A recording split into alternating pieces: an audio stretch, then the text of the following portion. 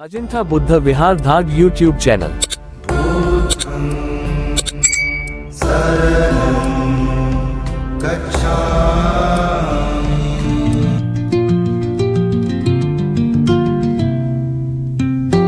क्रांतिकारी नवबुद्धांचे विद्ये संविधान. आज आम्ही आहोत पुण्यामधल्या चिखली या गावामधलं हे जाधववाडी बिल्डिंग मध्ये आहेत. आमचे साले आयुष्यमान निलेश दादराव मगरे आणि त्यांच्या परिवाराची आम्ही सदिच्छा भेट दिली. तसेच आमचे हे भाषिमा आहेत विराज मगरे आणि हे आहेत रियाज मगरे. हे बुद्धव्यापी आणि बाळाचं पण खूप वाढल्यानंतर त्यांनी या पृथ्वीवरती जन्म घेऊन मगरे फॅमिलीमध्ये एक तारा चमकवला. आणि मगरे फॅमिलीचं तर चला आपण जाऊया आता देहू रोडला, तिथे महामानव डॉक्टर बाबासाहेब आंबेडकरांनी 25 डिसेंबर 1954 रोजी तथागत भगवान गौतम बुद्धांची मूर्ती हाताने तयार केलेली आहे. तिथं आता आम्ही जात आहोत. सगळे आपण सोबत राहावे आणि त्या मूर्तीचं आणि तिथल्या परिसराची मी आपल्याला माहिती देत आहोत. नमोबुद्धांची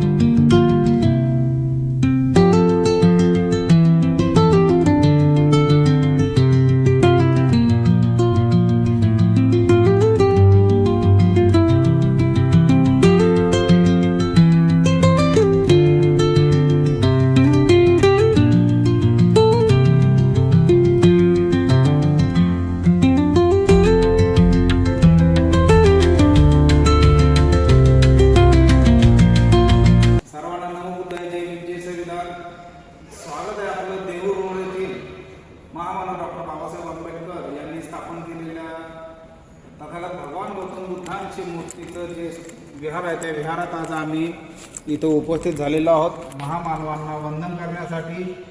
तसेच अजिंठा बुद्ध विहार धाड व परिवार तसेच अजिंठा बुद्ध विहार यूट्यूब चॅनल व बुद्ध विहार जोडो अभियानाच्या सर्व सभासदांकडून इथे मी त्रिवार वंदन करतो. आणि हे जे पुण्य आम्हाला लाभलेलं आहे या सर्वांचं पुण्य जे आहे ते सर्वांना आनंदित करतो. जय भीम जय श्रीराम.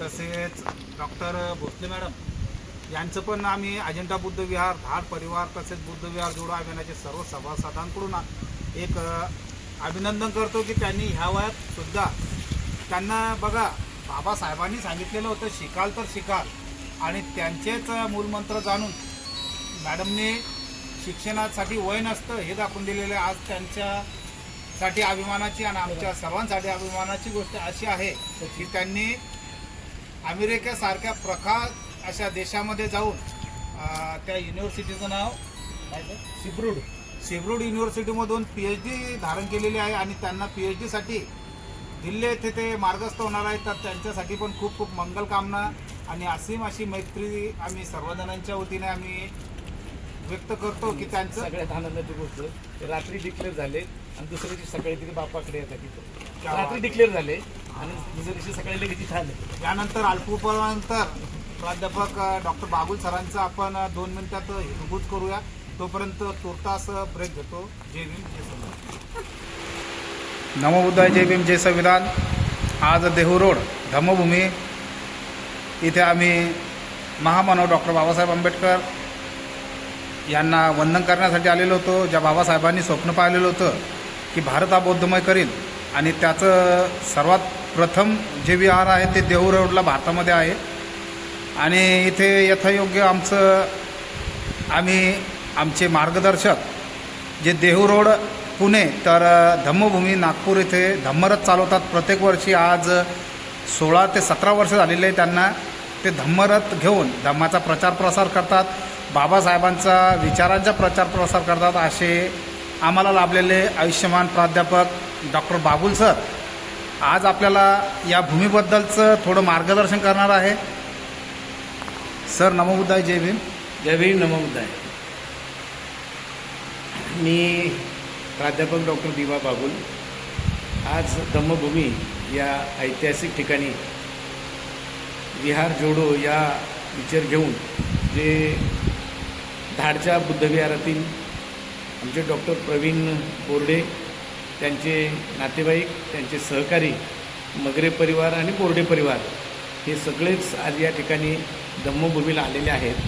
आणि म्हणून या धम्मभूमीच्या ठिकाणी मी त्यांचं मनापासून स्वागत करतो. फार चांगला आजचा दिवस आहे की डॉक्टर बोर्डे आणि मी वर्षातून आज 2 वेळाला भेटत आहोत. ही सगळ्यात चांगली गोष्ट आहे. या ठिकाणी माझ्या उजव्या बाजूला जर आपण पाहिलं, डाव्या बाजूला जर पाहिलं तर या ठिकाणी बाबासाहेबांनी स्वतःच्या हाताने या ठिकाणी बुद्धमूर्ती स्थापित केलेली आहे. 25 डिसेंबर 1954ला बाबासाहेबांनी या ठिकाणी बुद्धमूर्ती स्थापित केलेली आहे. खरं तर त्यावेळेला बाबासाहेबांनी अत्यंत ऐतिहासिक भाषण केलेले आहे. आणि त्या भाषणामध्ये बाबासाहेब सांगतात की पंढरपूरचा विठोबा हा सुद्धा बुद्धच आहे आणि विठ्ठल हा बुद्ध आहे. अशा ठिकाणी बाबासाहेबांनी या ठिकाणी फार सुंदर भाषण केलेलं आहे. आणि सगळ्यात महत्त्वाचे की हे बुद्धविहार स्थापन होण्याच्या पाठीमागे एक महत्त्वाची गोष्ट अशी आहे की या ठिकाणी जवळ तुकोबांचं गाव आहे आणि तुकोबाच्या गावातून पंढरपूरला प्रत्येक वर्षी दिंडी जात असते. त्या दिंडीमध्ये महाराजांची सुद्धा दिंडी होती. परंतु महाराजांच्या दिंडीला पावसाळ्यामध्ये राहण्याची व्यवस्था नीट नसायची.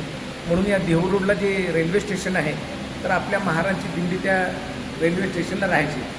परंतु काही कार्यकर्त्यांनी, शाहीर हरी चौरे वगैरे अशा कार्यकर्त्यांनी त्यावेळेला असं ठरवलं की आपण एक मंदिर बांधूयात.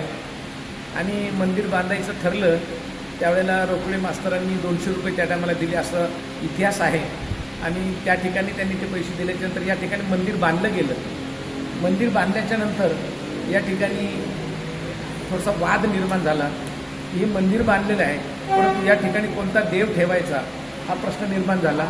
आणि मग शेवटी या ठिकाणी काय बसवायचं याच्या संदर्भात जेव्हा मग कोणी चोखोबाचं मंदिर म्हणे, कोणी वेताळ म्हणे, कोणी खंडोबाचं म्हणे, कोणी काळवाईचं मंदिर म्हणे, असं भांडण चालली. आणि त्या भांडणातून शेवट होईना. आणि म्हणून या ठिकाणी जवळ लोणावळा आहे. लोणावळ्यामध्ये बाबासाहेब आंबेडकर त्यांच्या कामानिमित्तानं आले होते. आणि त्या ठिकाणी ही सगळी मंडळी बाबासाहेबांच्याकडे गेली. आणि बाबासाहेबांना त्यांनी विचारलं की बाबासाहेब आम्ही मंदिर बांधलेलं आहे परंतु कुठला देव बसवायचा हे काही निश्चित झालेलं नाही आणि आमच्यामध्ये भांडणं निर्माण झालेली आहेत. तर असं करा, आम्ही तुम्हाला विचारतो की कुठला देव तिथे ठेवायचा. बाबासाहेबांनी विचारलं त्यांना, मंदिर बांधलेलं आहे का? म्हणले हो मंदिर बांधलेलं आहे.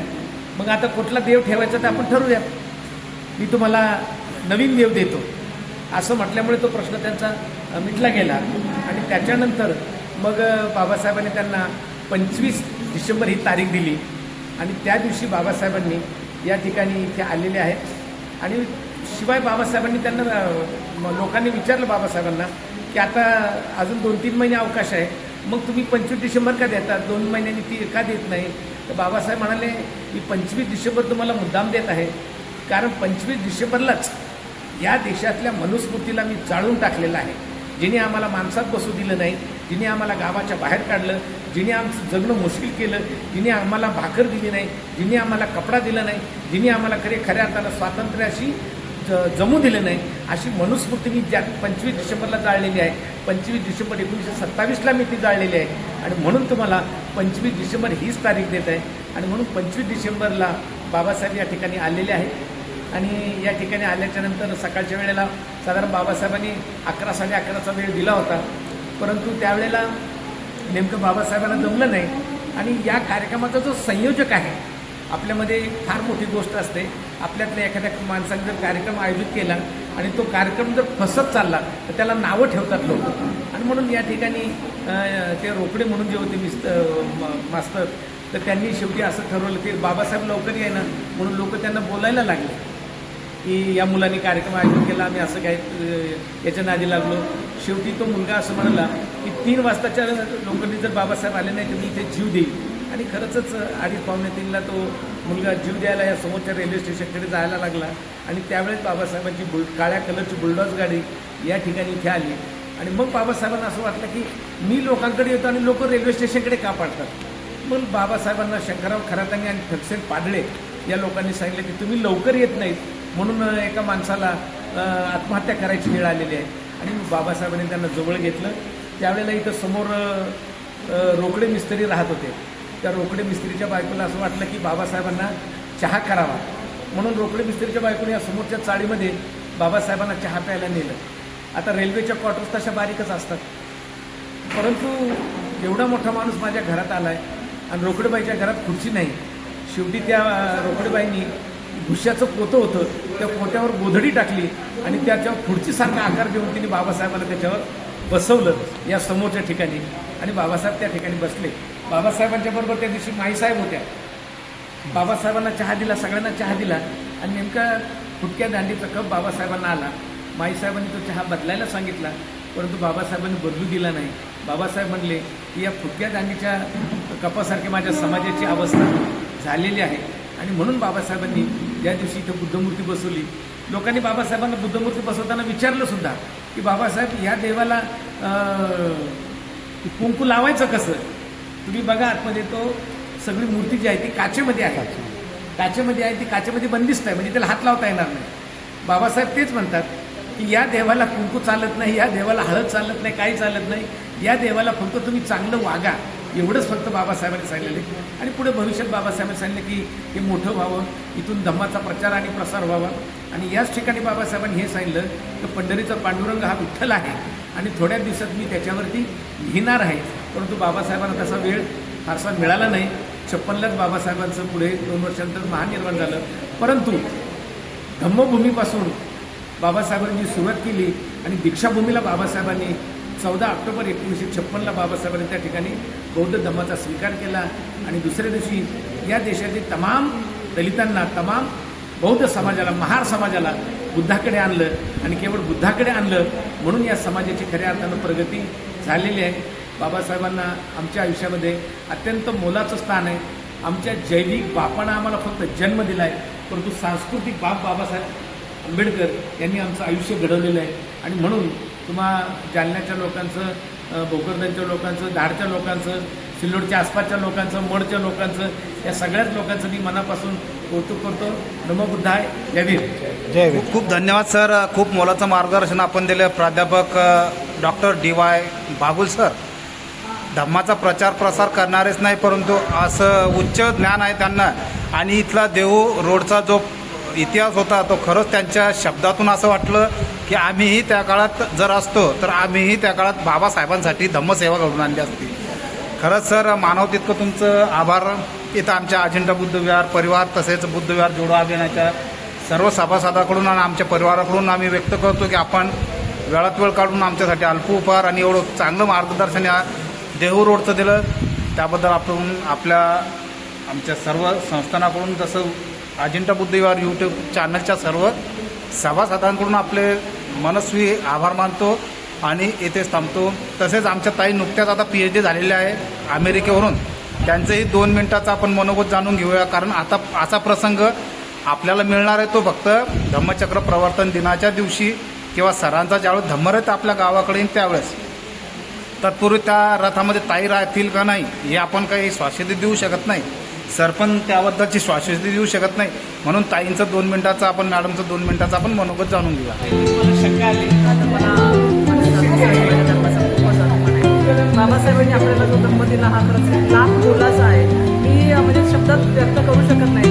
काही दिवसापूर्वीच मी सिक्कीमला गेले होते आणि तिथलं कल्चर पाहिलं. इतकी बुद्धिस्ट लोक आहेत तिथे. आणि जेव्हा मी नथुला पास केलं, नथुला बॉर्डर जी आपली चायना आणि इंडियाची बॉर्डर आहे, तिथं वरती गेल्याबरोबर मला बुद्ध दिसले. आणि हीच खरी बुद्धाची जागतिक ओळख आहे. त्या बॉर्डरवरती चीन आणि इंडियाच्या बॉर्डरच्या मध्ये बुद्ध आहेत. मला खूप अभिमान वाटतो. म्हणजे मला भरून आलं की तिथं बुद्ध बघितले. आणि बुद्ध संस्कृती खरंच खूप गौरवशाली संस्कृती आहे. म्हणून मला म्हणजे बाबासाहेबांनी खरंच आपण त्या लोकांपासून मुक्तच होऊ शकत नाही. जोपर्यंत आपण आपला प्रचार आणि प्रसार थांबवत नाही तोपर्यंत आपण आपल्या त्यांच्या गुणातून मुक्त होऊ शकत नाही. एवढंच सांगू शकतो.